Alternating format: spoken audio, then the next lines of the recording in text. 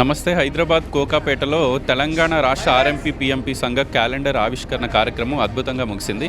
మనతో పాటు సంఘానికి సంబంధించిన సభ్యులంతా ఉన్నారు. ఆర్ఎంపీ పిఎంపీ సిపిఈపీలు ఈరోజు ఈ కార్యక్రమాన్ని ఒక వేడుకగా నిర్వహించారు. మనతో పాటు వైద్య సంఘాల అధ్యక్షుడు వెంకటరెడ్డి ఉన్నారు. ఒకసారి మాట్లాడే ప్రయత్నం చేద్దాం. ప్రతి ఏడాది చాలా అద్భుతంగా మీ ఆవిష్కరణ కార్యక్రమం, క్యాలెండర్ ఆవిష్కరణ కార్యక్రమం వైభవంగా జరుగుతుంది. ఈరోజు కూడా పార్టీలకు అతీతంగా ప్రజాప్రతినిధులు హాజరయ్యారు. ఎట్లా అనిపిస్తుంది ఈరోజు ఈ కార్యక్రమం?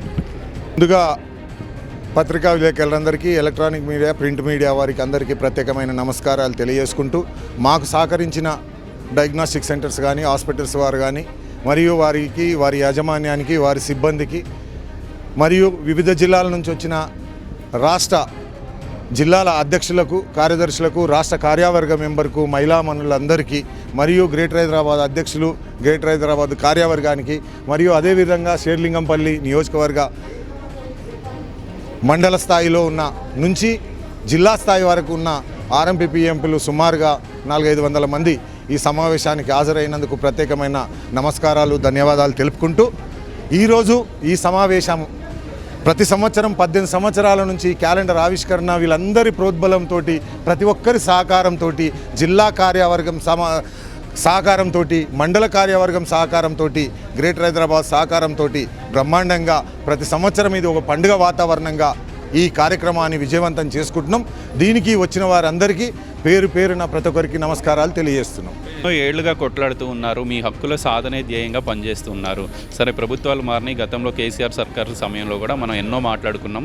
మీరు ఎక్కని మెట్టిలేదు. ఇప్పుడు రేవంత్ రెడ్డి సర్కార్ వచ్చింది. ఇది ఒక ప్రజా పాలన అని చెప్పి వాళ్ళు అంటూ ఉన్న నేపథ్యంలో ఎట్లా దామోదర రాజనరసింహ గారిని కలవబోతూ ఉన్నారా? ముఖ్యమంత్రిని కలవబోతూ ఉన్నారా? ఏం జరగబోతుంది?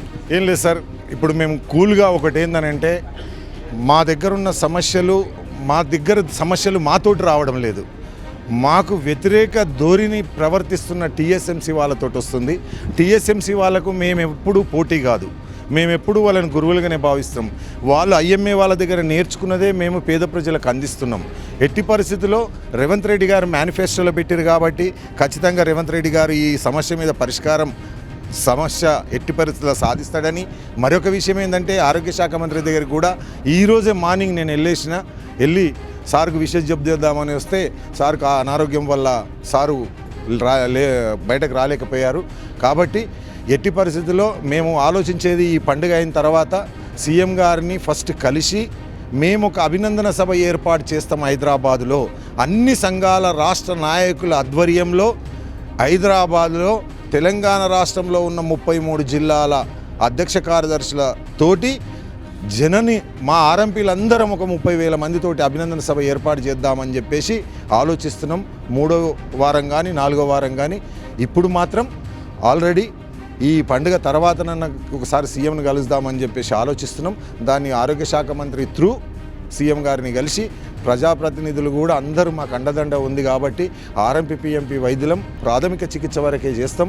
గ్రామీణ వైద్యులం, కమ్యూనిటీ పారామెడిక్స్ అంటాం. మేము డాక్టర్ అనే పేరు పెట్టుకోము. మేము వాళ్ళకి ఎప్పుడు పోటీతత్వం కాదు. కాబట్టి వాళ్ళు మాకు సహకరించాలి, మేము పేదవాళ్ళకు సహకరించాలి. ప్రభుత్వానికి మంచి పేరు వస్తుంది, మాకు మంచి పేరు వస్తుంది, గ్రామ స్థాయిలో ఆరోగ్యవంతులుగా ఉంటారని చెప్పేసి మేము కోరుకుంటున్నాం.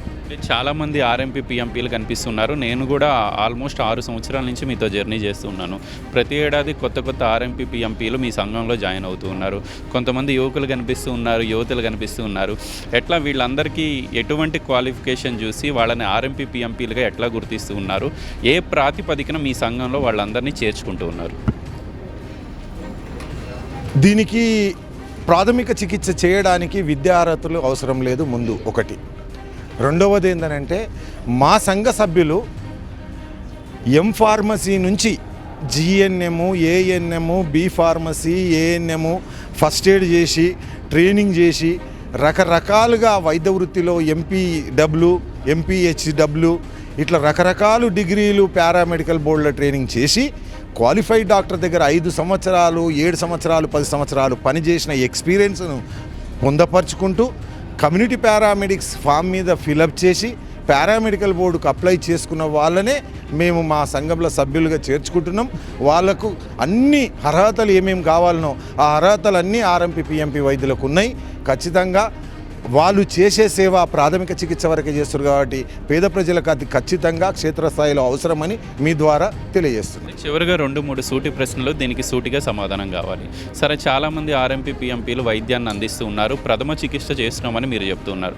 చాలా చోట్ల చాలా ఘటనలు బయటకు వస్తూ ఉన్నాయి, మితిమీరిన వైద్యం చేస్తున్నారని చెప్పి పెద్ద పెద్ద పేపర్ హెడ్డింగుల్లో ప్రధాన దినపత్రికల్లో కూడా వస్తూ ఉన్న పరిస్థితులు. ఎవరు మీ సంఘానికి సంబంధించి మితిమీరి వైద్యం చేయట్లేదా? మీరు ఈ క్వశ్చన్కు ఆన్సర్ ఎట్లా చెప్పాలనంటే, తెలంగాణ రాష్ట్రంలో నా దగ్గర ఒక సుట్ కేసు నిండా ఉన్నాయి మొత్తం పేపర్ కటింగ్లు. మా ఆర్ఎంపీల దగ్గర చనిపోయిన వాళ్ళు తక్కువ. గాంధీ, ఉస్మానియా, నీలాఫర్, జర్జిఖానాల క్వాలిఫైడ్ డాక్టర్ల దగ్గర చనిపోయిన సంఖ్య ఎక్కువ. రోజు పేపర్ చూడంగానే చాలా వాళ్ళ దగ్గర చనిపోయిన లీస్ట్ వస్తుంది, కానీ ఆర్ఎంపీల దగ్గర అక్కడక్కడ ఒక సంఘటన జరగవచ్చు.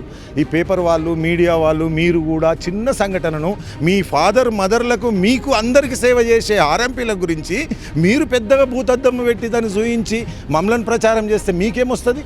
కాబట్టి అక్కడక్కడ సంఘటనలు ఒకరి చేతిలో మిస్ అవుతాయి. ప్రతి దాంట్లో ఉండరు, ప్రతి వ్యవస్థలో పట్ల ప్రతి దాంట్లో అక్కడక్కడ చిదురుమదురు సంఘటనలు జరుగుతాయి. మా దగ్గర ఎక్కడైనా జరిగితే ఖచ్చితంగా ఆ ఒక్కరు ఎవరైతే చేస్తారో వారిని శిక్షారులుగా ఎట్టి పరిస్థితుల్లో చట్టం దాని పని అది చేసుకుంటూ పోతుంది, చట్టం ధృవీకరిస్తుంది.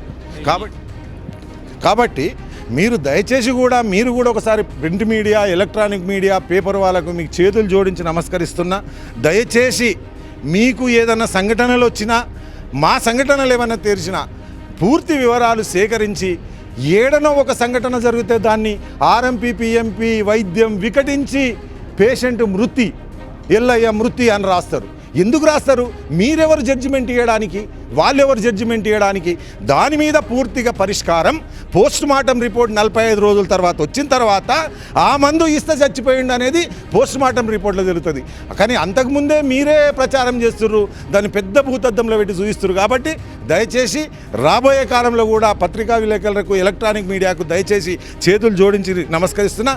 మా ఆర్ఎంపీ డాక్టర్లు, మా అన్నదమ్ములు, మా అక్క చెల్లెళ్లను మీరు మీ అక్క చెల్లెళ్లతో సమానంగా చూసి ఒక ఖచ్చితంగా దీనికి దశ దిశ ప్రోగ్రామ్ను మేము అతి తొందరలో నిర్ణయిస్తాం.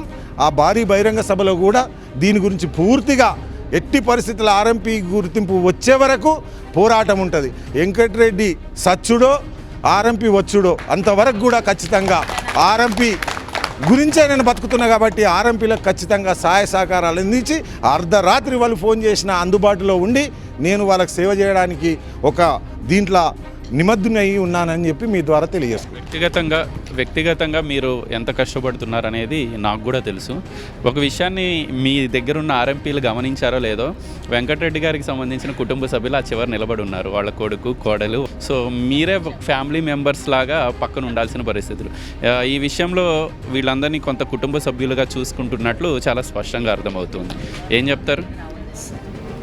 ఒకటి అంటే నాకు ఆపద వచ్చినా, నాకు ఏదొచ్చినా, నాకు ఏ చిన్న సంఘటన జరిగినా వీళ్ళందరూ అర్ధరాత్రికి నేనంటే అంత ప్రేమ అభిమానంతో ఉంటారు. కాబట్టి వాళ్ళ గురించే నేను త్యాగం చేయాలని అనుకుంటున్నాను.